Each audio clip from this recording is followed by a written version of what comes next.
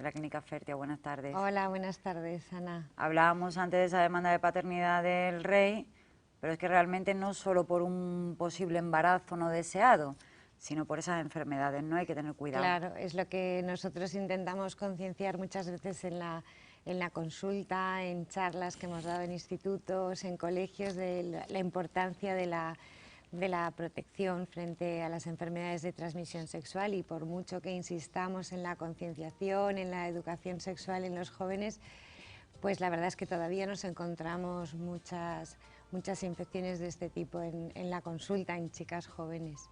Elena, porque estuviste, de hecho, llevando una campaña a cabo con la Asociación Española contra el Cáncer, resolviendo dudas sobre el virus del papiloma humano, que era algo que no conocíamos y de repente empezó a hablarse de ello, sí, sale la vacuna y empiezan a salir las dudas sobre la vacuna.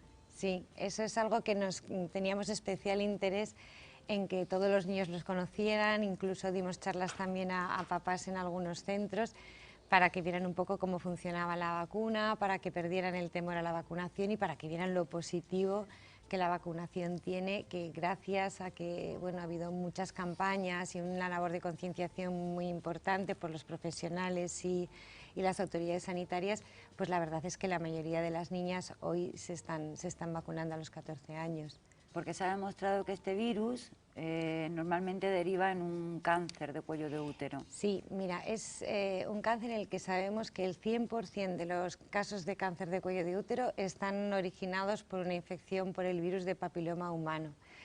Y sobre todo, lo más importante es que este virus, que además es algo que uno no ve, que no da demasiada sintomatología, es muy prevalente. El 80% de las mujeres que tenemos relaciones estamos expuestas al virus, y es algo que mucha población desconoce y todavía siguen teniendo miedo pues a un embarazo, a otro tipo de problemas, pero este es un problema que además es radical, que tiene una solución muy simple y que si realmente hiciéramos las cosas bien, con la vacunación, con la prevención, pues podríamos eliminar el cáncer de cuello de útero, que es el segundo cáncer en frecuencia en la mujer tras el cáncer de mama. En nuestro país se diagnostican al año 2.000 casos nuevos de cáncer de cuello de útero, hoy por hoy. Entonces, es algo que es una labor, la prevención es fundamental, empezando por la utilización de los métodos de barrera con las relaciones y la vacunación, los controles citológicos. La vacunación hoy sabemos que gracias a ella se cubren el 70% de los casos de cáncer de cuello de útero, por eso es muy importante y muy positivo vacunar. Elena, ¿cómo se detecta que una mujer tiene el virus? Pues lo primero que encontramos son alteraciones en la citología, es la forma más frecuente de encontrarlo, porque realmente clínica no vamos a tener, es muy escasa, y cuando ya hay clínica son casos de cánceres ya muy avanzados. Por eso es tan importante la prevención. De hecho, ya en países como Finlandia, que hicieron una campaña de cribaje de citología masivo a todas las mujeres en los años 50-60, en el 90 habían reducido a la mitad los casos de cáncer de cuello de útero, o sea que esa prevención es también fundamental.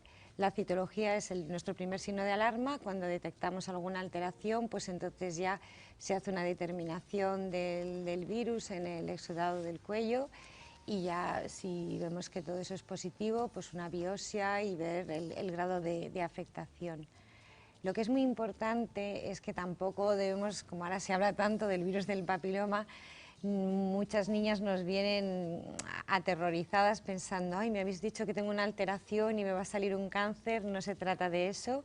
La mayoría de las veces nuestro sistema inmune es capaz de eliminar al virus, con lo cual no vamos a desarrollar ese cáncer, y es en torno a un 10 a un 20% de los casos donde el virus puede persistir, y ahí sí que tenemos que hacer una labor de diagnóstico precoz y tratamiento adecuado, pero que hoy por hoy el hecho de estar en contacto con el virus de papiloma humano no significa que voy a desarrollar un cáncer después. Elena, una de las grandes dudas que yo creo que tiene todavía mucha parte de la población femenina es: he tenido relaciones sexuales ya, ¿puedo vacunarme?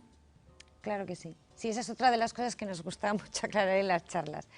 porque la vacuna, hay dos tipos de vacunas hoy por hoy en el mercado, una cubre 2 serotipos y la otra cubre 4. Los más importantes son los dos frente a cáncer de cuello de útero, que son 16 y 18, que lo aportan las dos vacunas, que son eficaces y ambas tienen eficacia demostrada.